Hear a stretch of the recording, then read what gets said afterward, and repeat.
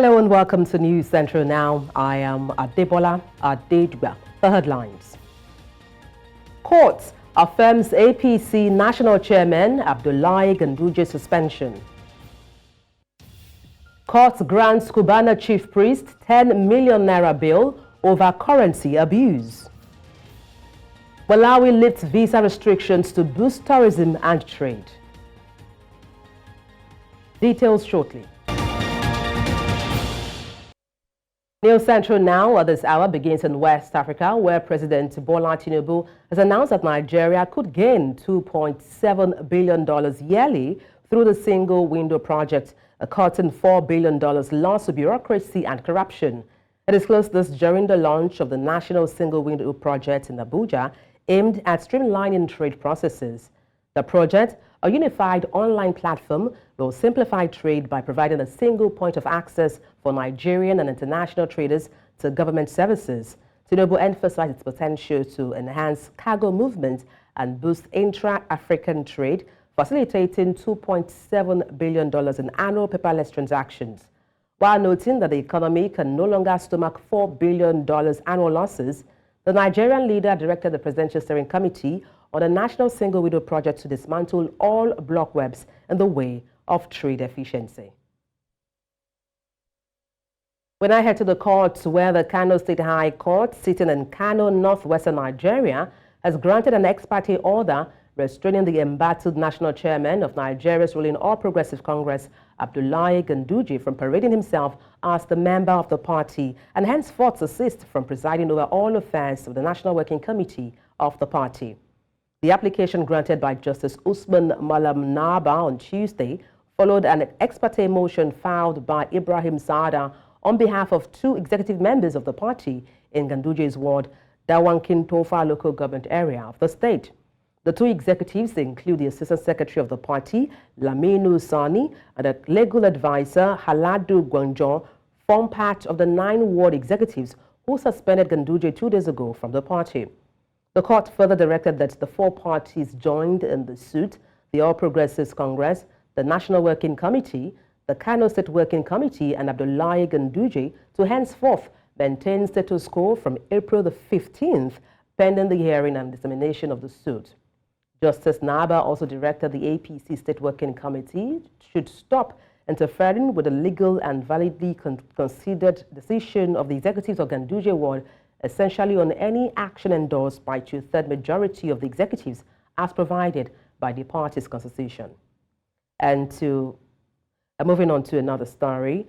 From Kano State, we now head to Lagos, where the Federal High Court in Lagos State on Wednesday granted businessman and socialite Pascal Okechukwu, popularly known as Cubana Chief Priest, 10 million naira bail with two shorties and like sum. Earlier, the celebrity barman pleaded not guilty to tampering and abusing the naira during his trial. Cubana Chief Priest was arraigned before Justice Kehinde Ogundare on 3 counts bordering on abuse of naira by allegedly spraying and tampering with the nation's currency at a social event, contrary to the provisions of the Central Bank Act of 2007. He was alleged to have sprayed the naira on February 13th, 2024 at a hotel in Lagos.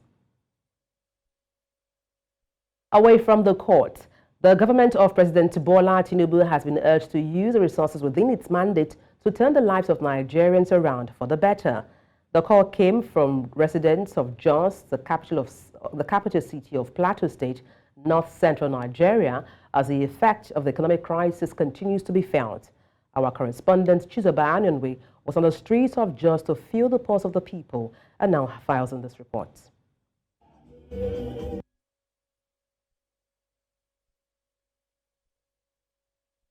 We'll bring you that report in the course of the news, but moving on to another story.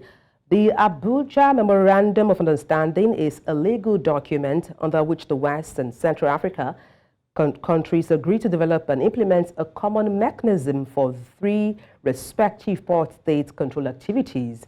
The main work of the MOU is the harmonization of the port state control procedure and practices of all the countries in both regions, aimed at eliminating the operation of substandard shipping within the region, thereby ensuring maritime safety, security, and the protection of marine environments from pollution.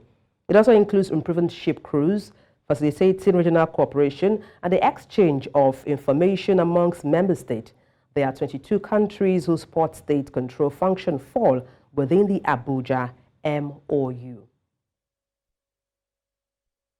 We'll bring you that interview for that conversation in a moment. But for now, let's take a short break. Stay with us right here on News Central TV. Thank you for staying with us. While conversations concerning the construction of the Lagos to Calabar coastal road are still ongoing, workers of the popular Landmark Beach Resort woke up today to see sand filling work has started on the premises. Landmark is one of the many facilities which will be affected by the coastal road should it continue as planned. Our correspondent Bernard Akede is now reaching us live from the beach resort. Bernard, glad to have you join me. Good afternoon. Just bring us up to speed with the state of things at the beach. Okay, Adebola, I can hardly hear you, but I believe you're asking me what exactly is going on here. Now, we're presently live at Landmark Beach Resort at the moment. For those who know the beach, you know that it's just beyond a beach. It's grown in the past few years beyond just a beach resort. Behind me is the entire part of the beach, and these people here are not exactly beach goers. These are people who work in the various vendor stands on the beach.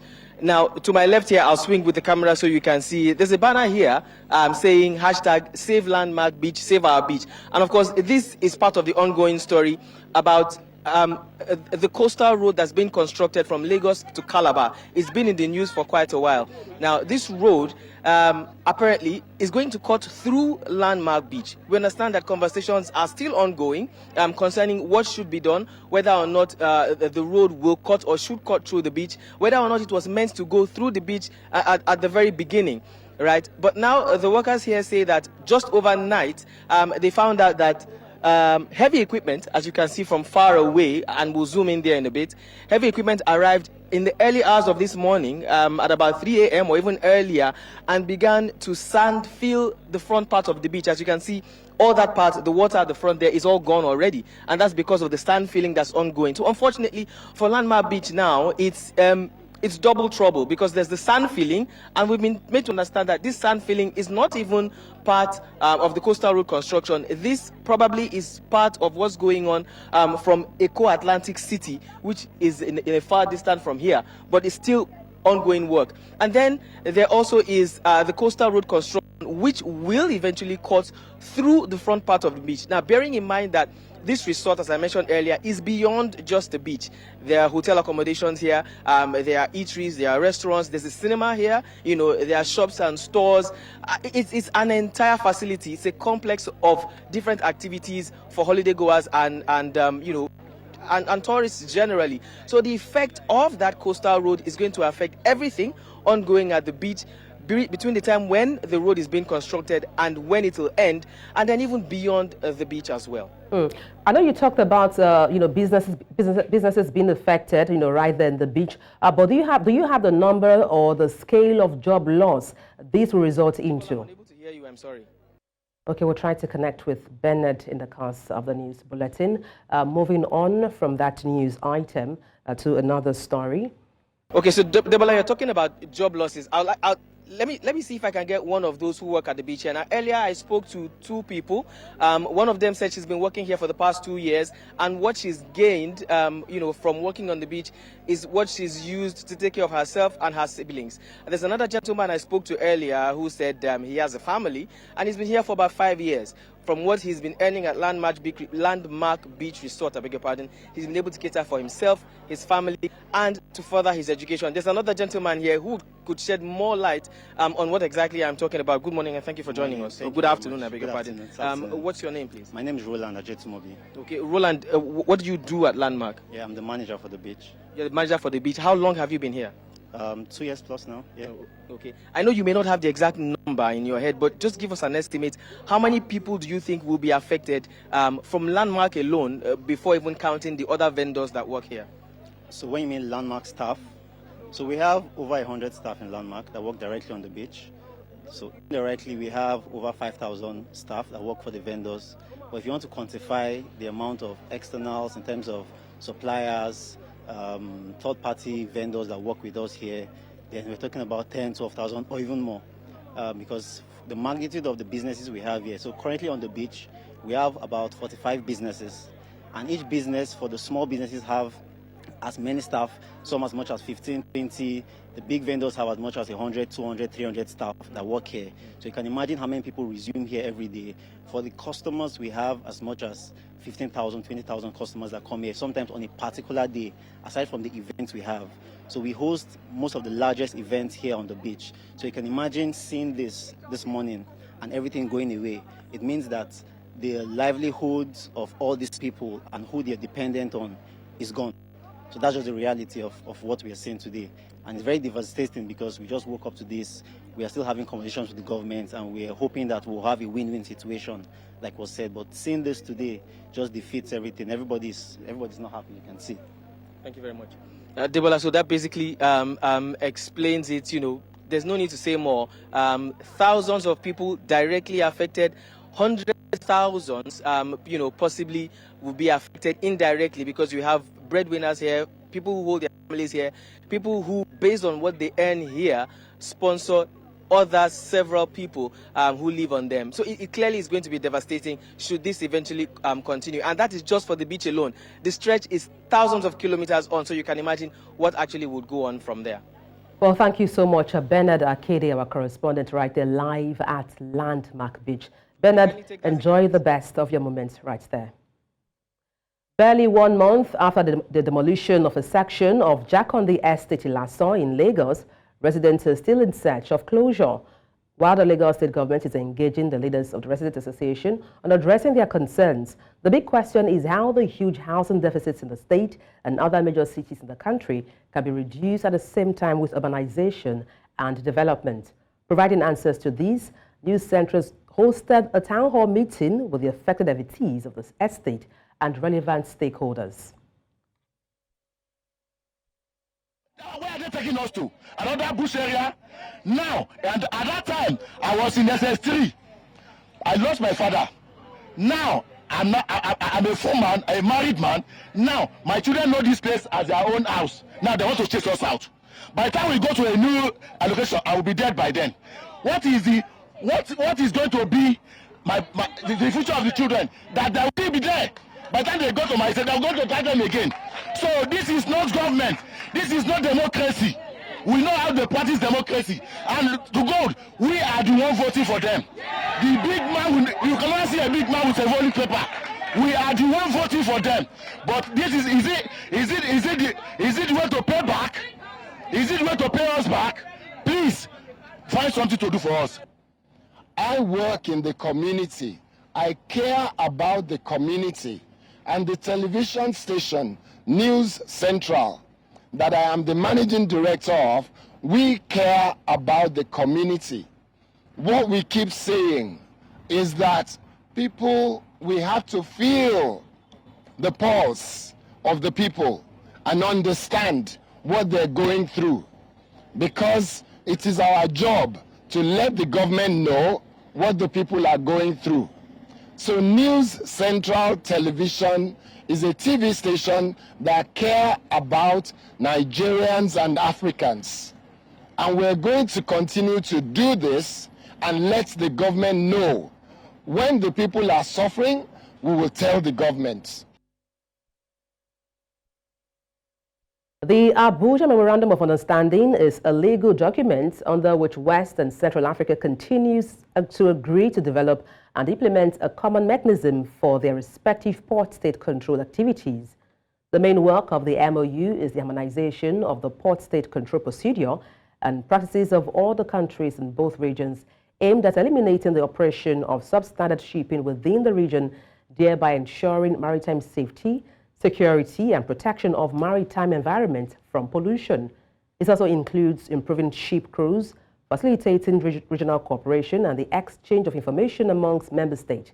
There are 22 countries whose port state control function fall within the Abuja MOU. And to talk about this, I'm joined live on the news by Captain Sunday Omoran, Secretary General, Abuja MOU on Port State Control. Good afternoon. Glad to have you join me. Thank you, and good afternoon to you and to the viewers. All right, just share with us how Abuja MOU has fared and its core mandate of checking pollution, eliminating substandard ships, and also seafarers' welfare. Okay, good morning once again. And as I highlighted much earlier, the MOU regime is part of the International Maritime Organization, IMO, in which the whole world is partitioned into 9 regions. Ours is for West and Central African region, popularly called the Abuja MOU. We have the clear mandate of ensuring that substandard ships don't trade within our region. And in exercising this mandate, the region is seen as a net, as a safety net. And for you to have a safety net, it means we have to be one. We have to have a harmonized system in place. The major part of this will be that all the countries will sign up to be full members of the MOU. Thereafter, you move to have harmonized system of inspection, which is what we have a common platform on, what we call Abuja MOU information system. And what we do is that in all the countries, the responsible parties are the maritime administrations. In Nigeria, NIMASA has the port state control officers that work to ensure that no foreign vessel, no substandard foreign vessel that is trading within the country. And so for Ghana Maritime Authority, for Gambia, and our region spans from Mauritania down to South Africa. So we have a team of inspectors called port state control officers that are tasked to ensure that inspect vessels based on what we call the relevant conventions, IMO and International Labour Organization, ILO conventions, and the inspections are harmonized. So what it means is whatever you are subjected to in country A, it's what you will be subjected to in country B. So you can't wake up to say, oh, it is less stringent in a particular country, let me go there. Let's talk about the impact of foreign vessels on our waterways. I mean, what can be done to curtail oil spills by foreign vessels? I mean, they have dominated in the Nigerian waterways for long now. Okay, the first thing is, pollution is a major part of our commission, because if you look at the CLEAR Commission is safety of vessels, safety of personnel, protection of marine environment, and the working condition of the seafarer. So let's focus on the pollution aspect. Pollution aspect, we have a major convention, International Maritime Convention, called the MAPOL 78 as amended over the time. The clear thing we do is inspection, foot on the ground. So the inspectors will go on board the vessel, inspect every aspect as covered by MAPOL, all the annexes, from air through the garbage, through operational spillage, and the rest, to ensure first that the equipment on board meets international standards. Then 2, that the crew on board, they fully understand the operations of the equipment. And then 3, that every activity that is supposed to be documented in relevant document are maintained. And so the inspection regime is the key aspect. And we also have covert and overt eyes that are out there, the pilots, the port authorities, and even yourself, any person that passes to see a vessel, either smoking, because air pollution is part of it, the pumping of effluent into the water is part of it. And so everybody has a responsibility. If you pass by, say around CMS, and you see a vessel that you think is polluting, you put a call to the Maritime Administration, and that will be taken care of. You've talked about the International Convention, their duty, which is inspection of vessels on the waterways, also ensuring adherence to the safety rules. But then what's the challenges of these international convention when it comes to carrying out the activities? The major challenge is the proficiency of the seafarers, and that is really handled through the maritime training institutions to ensure that the trainings meet international standard. We have standardized training for all the officers on board the vessels. So the training is one bit. Yes, we are aware of the fact that training, you can be trained in the best institutions, but when it comes to practical applications, that's where you fail. And so when the inspectors come on board, there's also the auditing aspect, which is a show and tell. You have to show the inspector that you really know and you fully understand the implication, the implementations of all the relevant convention. And of course, they will have to go through your records. There are also ex-seafarers, so they have been on that side. And so they fully, they are quite okay with the operations. They fully understand the operations of the ships. They can actually have detailed inspections. And of course, if a vessel is not compliant, she can be forced to stay until an issue is fixed or be detained. Well, thank you so much, Captain Sunday Umoran, for your expertise and, of course, your company on the news. You're live with News Central TV. Let's take a short break. Stay with us. Thank you for staying with us. And now to politics. The Ondo State Vanguard for Good Governance, a faction within the All Progressives Congress, has accused party officials of flouting APC guidelines ahead of Saturday's primary. 16 aspirants are set for the Ondo APC governorship primary. The coordinator of the group, Tadi Ojo, said the Delegates Congress that is supposed to hold on Monday was neglected by party officials dispatched from the National Secretariat. He said the Delegates Congress should precede the primary, adhering to party rules. Ojo said the national officers allegedly violated the party's guidelines in the bid to rig the forthcoming primary in favor of Governor Lucky Ayedatiwa.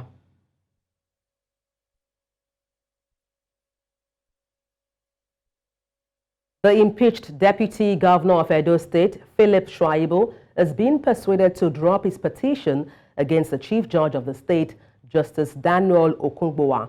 His lawyer, Andrew Mwanta, who made this known, said in view of the appeals coming from several quarters, Shuaibu is weighing his options. Last week, Shuaibu, through Mwanta, wrote to the Chief Justice of Nigeria, Justice Olukayo Diarola, requesting a complaint form to file a formal petition against the Chief Judge of Edo, Justice Daniel Okungbowa. On the request of the Edo State House, the Chief Judge had set up a 7-man panel to probe alleged perjury and leaking of the government's secrets against Shuaibu. The Assembly, after considering the reports of the probe, declared Shuaibu guilty. Shuaibu, however, described his removal as an illegality, vowing to challenge it through the instrumentality of the law. Earlier, Special Advisor, Youth Affairs, Edo State, Honorable Shadrach Adedugba, spoke to us on these developments. I strongly believe that they try to evaluate the case they have on ground. I'm still wondering, is it the content of the allegations is trying to, it feels will not be good, or is the process? Because the perjury and the exposition of government secret is in public domain. Those things he did that warranted is removal from office. They are public knowledge. Those things are not there. So for him to say he wants to remove the case, maybe he believes that he will not have a fighting chance, or he believes that the allegations, whatever cases, petition is put against the Chief Justice will not amount to anything meaningful. And possibly I've looked at it and I saw that this thing won't lead anywhere. So he comes up with this arrangement of being persuaded. Persuaded by who? Would have told us the group of persons or the organizations or the coalition that's persuading him not to, and the reasons why. So for me, there's really nothing to it. The man, to a very large extent, have been found wanting and then has been impeached. And all processes were duly observed. That's for me. Over 60 Chinese invested enterprises operating in the Republic of South Africa have today participated in yet another job fair in support of the ongoing and wide interventions to boost employment opportunities, particularly for young people in South Africa. Last year, President of the People's Republic of China, Xi Jinping, was in South Africa for his 4th state visit, where an important consensus was reached with the President of the Republic of South Africa, Cyril Ramaphosa. The meeting ushered the China-South Africa bilateral relations into an era and together wrote a new chapter in building a high-level China-South Africa community with a shared future. Our correspondent, Bongani Sisiba, has more. It's a groundbreaking initiative. Job seekers offered the opportunity to secure employment on the spot. This innovative approach aims to address the pressing issue of unemployment that has been a challenge for many South Africans. Congratulations to the coming back of this job fair and the best wishes to every applicant. In China, we say the strength comes from two origins. First, strength comes out of unity. Second, strength comes out of organization. Thousands of eager South Africans have turned out, and this showcases the high demand for jobs and the willingness of individuals to seize any chance for employment. South Africa Job Fair is the culmination of the consistent prioritization of building a better life for all by the African National Congress-led government, which will be celebrating 30 years of democracy, 30 years of doing everything we can, firstly as a party, the African National Congress, but secondly as a government, one whose sole aim and main aim is that of improving people's lives from that of apartheid that we enjoyed, particularly as black people, for a very long time, to a government that is elected by the people and a government that is for the people. A strong and enduring relationship between China and South Africa that is not only politically.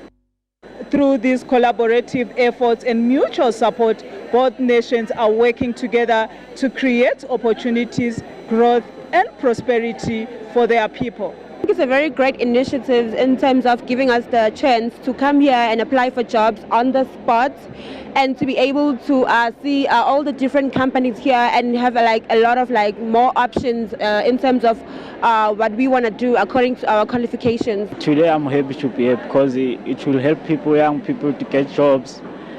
I'm happy to. The turnout here today is a testament to the resilience and determination of South African people, as well as the commitment of China to support its partner in times of need. Together, they are forging a path towards a brighter future for all.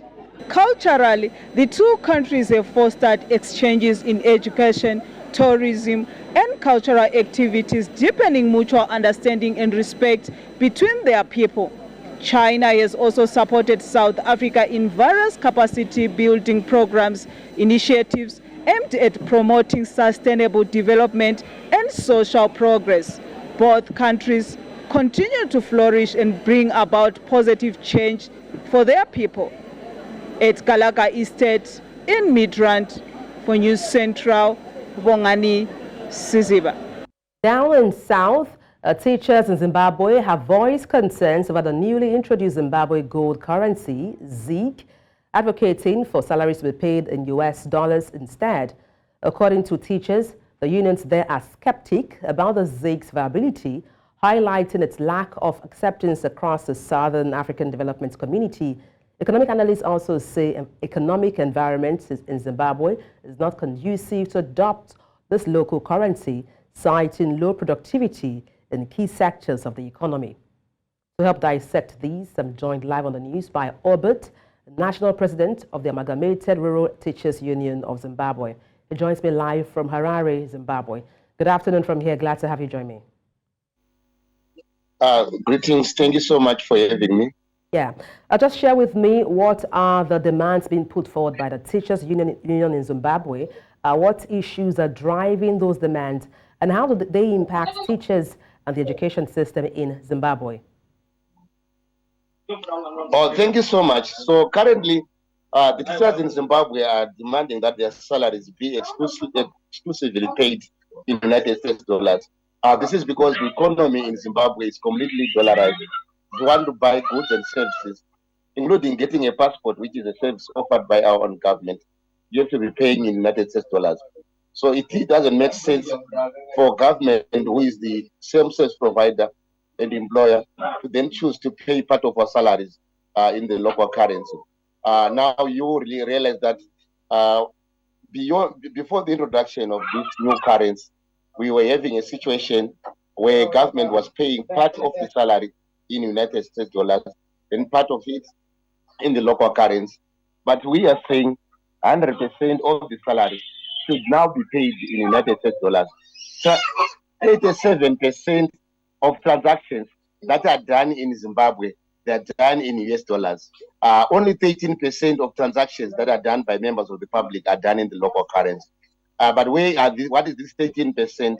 It is mainly for the services that obviously they are not very important services, but the bulk of the important services, including getting your rentals paid, getting your transport, getting your health care, getting your education, you need to be paying in United States dollars.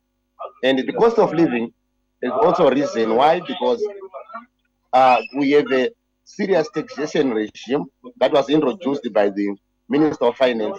So prices of goods and services have shot up in United States dollar terms.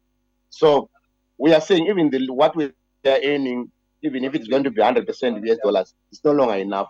So the teachers are demanding that they be paid at least 1,260 United States dollars per month. Currently, a teacher earns around 300 US dollars per month, but the cost of living is way above $1,000. So these are the basic demands that we are putting across to the employer, who is also our government. Well, you mentioned only 13% of transactions are done in local currency. That leaves 87% being done in foreign currency. What's been the reaction of the authorities to this? Has the government responded to the demands so far? Yeah, the government is choosing to be deaf to our demands. They are not responding as positively as we would have expected. In the last round of negotiations, we were offered an increment of 20 US dollars, which is way, way below our expectations, which is way, way below the cost of living in Zimbabwe. So we have been engaged in a serious job actions when we're closing our schools around at the end of March. And they promised to come back to the negotiating table, which they haven't done up to now. But schools will be opening on the 8th of May, and teachers who are the membership are calling us to mobilize for a job action so that we can force the government to the negotiating table. And we are left with no option but to organize another job action as schools open, so that maybe our employer can come back to the negotiating table and negotiate with us. Teachers may at least earn a fair wage. You've highlighted the poor welfare of teachers in Zimbabwe, but for you, what would be the ideal welfare or salary for teachers in Zimbabwe? Yeah, the ideal salary for a teacher, like I mentioned, is a minimum of 1,260. Now, this amount will not cater for any savings. This is an amount which will directly fund the basics for someone to survive, be it your rent house, which costs up to $300 if you have a family of 5. The education, if you have 3 kids who are going to be going to school on a monthly basis, you would need up to around $600. We are looking at your transport costs, which can amount up to $80 monthly. So you are looking at your health care, which you need up to $200 on a monthly basis. So we are saying a minimum of 1,260 is enough to cater the basics. Of course, excluding savings. We do not have the luxury to be demanding enough for savings because we know that our economy is struggling. So this is what we are simply calling for from our employer. Thank you so much for your time on the news. Hopefully your demands are met and the government listens to your pleas. Thank you once again, Obet. Thanks for having me. Staying in the region, visa-free travel is on the rise in Africa, with Malawi the latest country to ease restrictions. Earlier this year, Kenya took an even bigger step, going visa-free for all visitors. The move falls in line with the African Union agenda for 2063. 79 countries, including the UK, China, Russia, and members of SADC and COMESA are on the list. These new visa regulations in Malawi allow multiple entry visas with up to 12 months validity. Malawi moves to boost tourism and trade in the country. Earlier, Dr. Bertha Chikaza, Acting President, Economics Association of Malawi, spoke to us on these developments. The visa restrictions in the country tend to actually discourage inflow of tourists, just because visa applications tended to be cumbersome, but also there was no, readily available information where these tourists could actually obtain and be able to come into the country. And so that restricted a lot of tourists, and the country was losing a lot. And on top of that, a lot of trade was not moving because of these visa restrictions. And so that's where I think the ATM strategy was coming in, seeing that tourism can contribute largely to the economy if actually we remove these restrictions that come about with these applications, and also the lack of straightforward, application processes which tend to restrict these visa applications. Still ahead, airport diverts flights as floods hit Dubai. We have details for you after the break. Stay with us.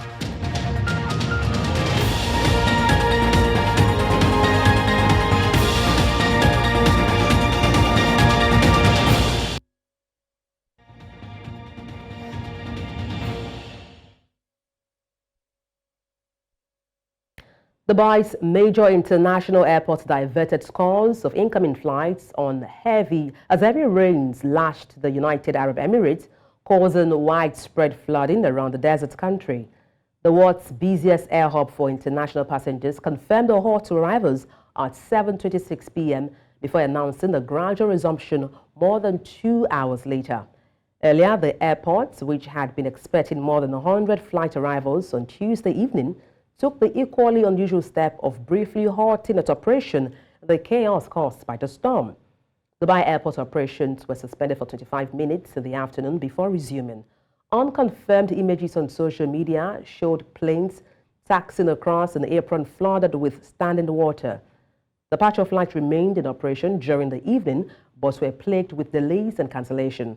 Access roads to the airport were also badly flooded.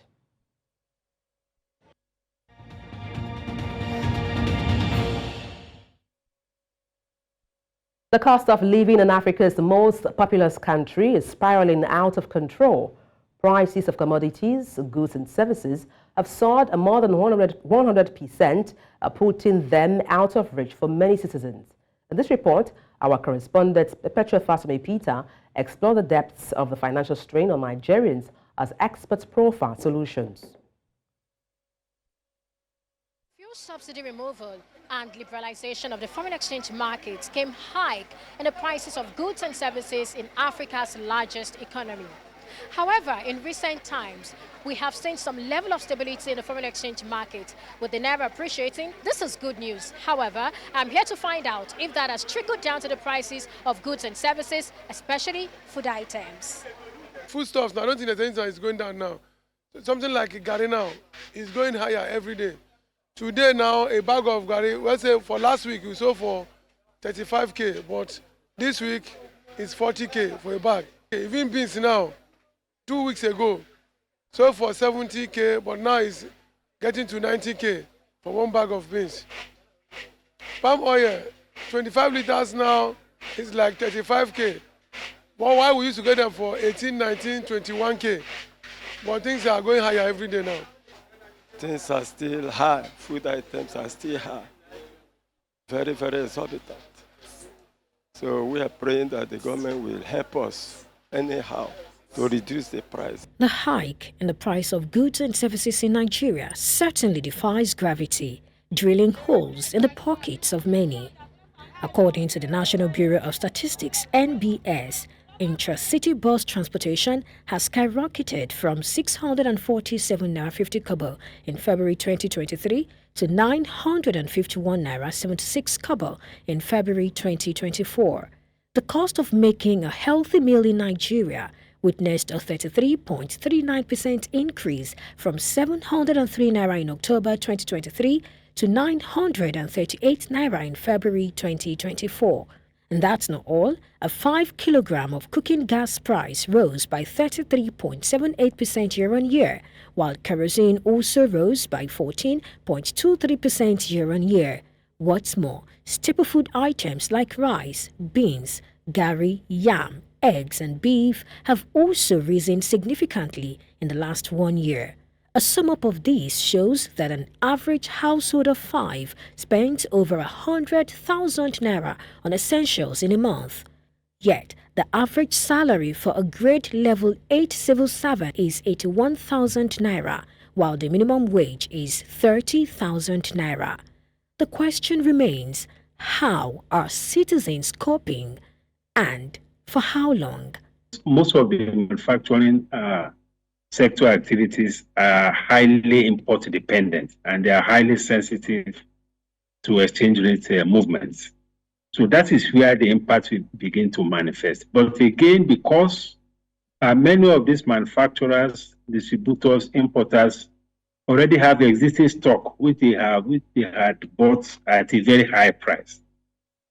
Until they exhaust those stock or those inventories, we may not begin to see the immediate impact of the depreciation of the appreciation of the currency. The truth about economics is that prices are sticky when it comes to reversing, but when it's progressing, it's sporadic. So we might not see the increase, we might not see the change in near term. It might take as much as 6 months to 9 months before you start seeing major difference. With many Nigerians struggling to make ends meet amidst skyrocketing prices, the question remains, how long can they endure this economic hardship? In Lagos, for News Central, Perpetua Fasami Peter.